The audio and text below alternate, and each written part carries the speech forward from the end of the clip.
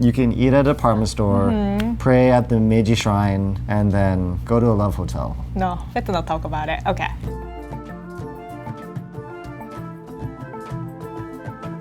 Hi, I'm Rie. I was born and raised in Japan. Hey, I'm Sean, and I'm from New Jersey, but I'm a frequent traveler to Japan. First city is Tokyo. For most international travelers, Tokyo is the most easily accessible airport. So I think a lot of people fly into Tokyo. It's the main capital of Japan, and it's where there are the most people. You can buy anything in Tokyo, from like super cheap stuff to most expensive stuff. My favorite place in Tokyo is a basement of department store. There are a bunch of food, so it's kind of like a fancy food court, Japanese food to like international food, and I just love visiting there. Yeah, Tokyo's the center of a lot of culture and art and architecture, and I think it's one of those cities that most people just know. So I don't think we have to talk too much about Tokyo, but you should just go. Yeah, just have fun, eat, play, love.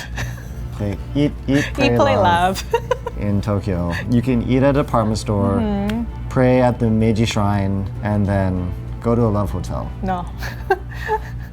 Let's not talk about it. Okay. So number 2, Kyoto. There is a bunch of temples and shrines you can visit, and it's very old school Japan. Like if you think about Japan as a place of samurai or ninja, Kyoto probably fills your fantasy.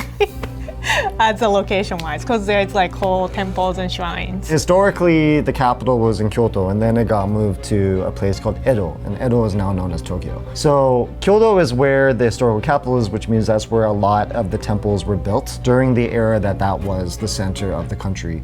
So as a result, that means that you have a lot of amazing history in Kyoto, all the way from temples like Kinkakuji, which is the Golden Pavilion, to Kiyomizu-dera, which is a beautiful temple on a hill. They have a different kind of food than Tokyo, so it's a little bit more refined. It's like as a Japanese traditional cuisine. I feel like dashi for it's a little bit less salty or like strong flavor. It's more like a little bit retained. So I like to eat udon in Kyoto because dashi, and I feel like it tastes better. I have favorite place in Kyoto, like you said. What's like, your favorite place? Have you been to Fushimi Inari Shrine? Yes. So Fushimi Inari Shrine, when I first visited, it overwhelmed me. There are thousands of red gates along with paths. So you are kind of like walking underneath of that gate, and it's just like really beautiful. So if you go to Kyoto, visit Fushimi Inari Shrine.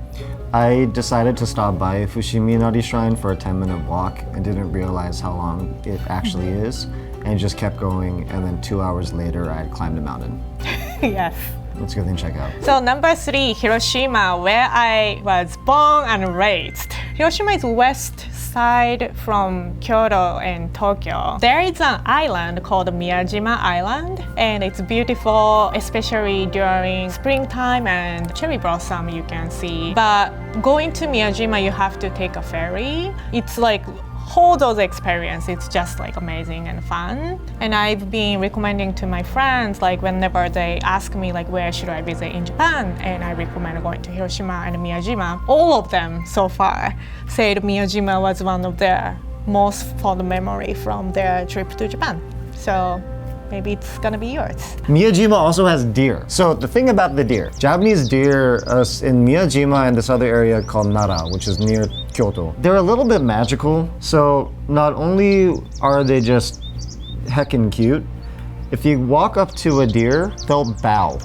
They bow because they want to eat. Oh, they want the food. Yes. Yeah, but also Hiroshima is famous for okonomiyaki, which is savory pancake. There is 2 styles of okonomiyaki. One is Osaka and one is Hiroshima. I'm very passionate about okonomiyaki. This is my soul food. So Hiroshima style is layered. So it's a layer of like crepe and cabbage and noodles. Noodle is the most iconic factor of Hiroshima style okonomiyaki, and then eggs and scallions and sauce. It's so good.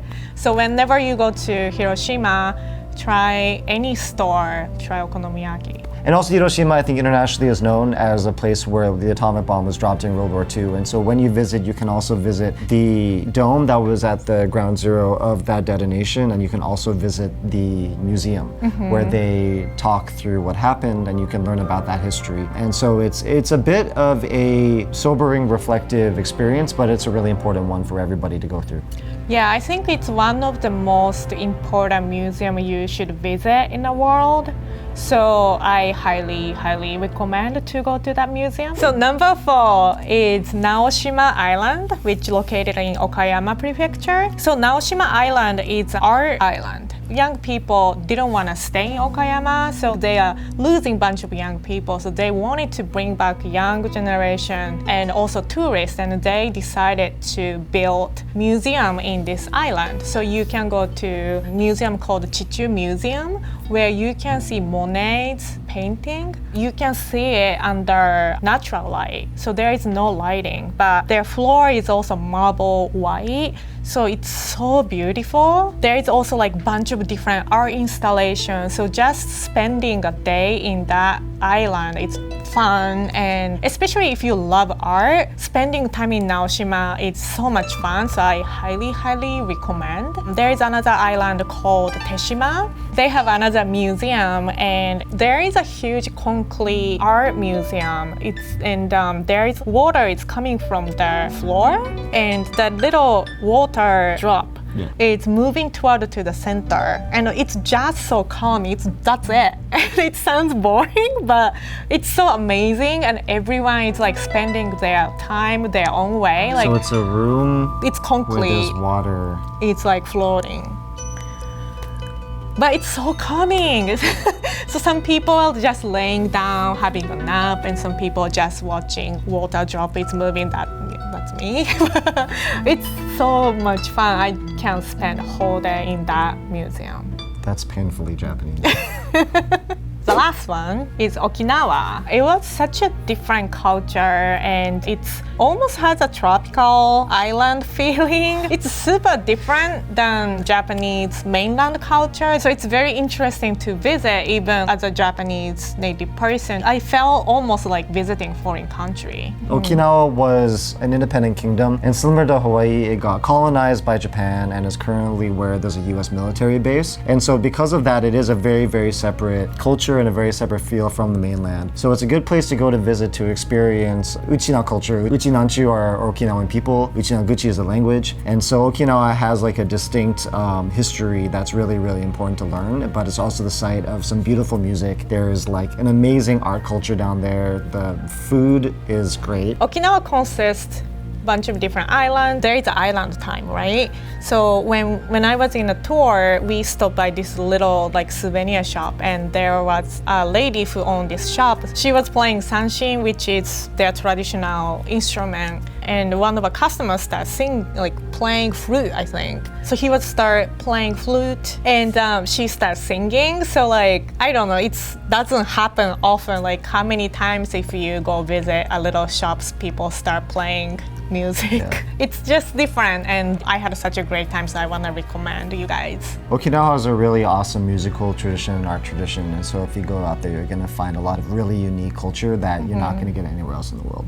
Bonus location, Yakushima. Yakushima is an island to the south. It rains, I think, 70% of the time. So it's all mossy, it's a bunch of mountains, it's really beautiful and green. But this island is most known for a tree. So a lot of people go there to see this old tree because it's estimated to be somewhere between 2,000 and 7,000 years old. It's called the Jomonsugi. The Jomon refers to an actual era in Japan. To get to this tree, you have to wake up at 3 in the morning, get on the mountain by 5 a.m., and then you are hiking for 9 hours round trip. And I highly suggest you do it. So you're gonna walk along like train tracks that were used to get lumber from the top of the mountain down. And as you're walking, you're gonna encounter monkeys, you're gonna encounter deer, you're gonna encounter frogs. It's like animals all over the place. And as you're walking, you're gonna end up having to like climb for real, but as you're doing that, it's just gonna be mossy and beautiful, and there's gonna be these trees all over the place, and I highly suggest it. And when you get to the tree, you are very tired, and your feet might hurt, but it's totally worth it. So those are our recommendations, but we're still figuring this out. So if you have a recommendation, put it in the comments, let us know where we should check out next. Bye! Bye!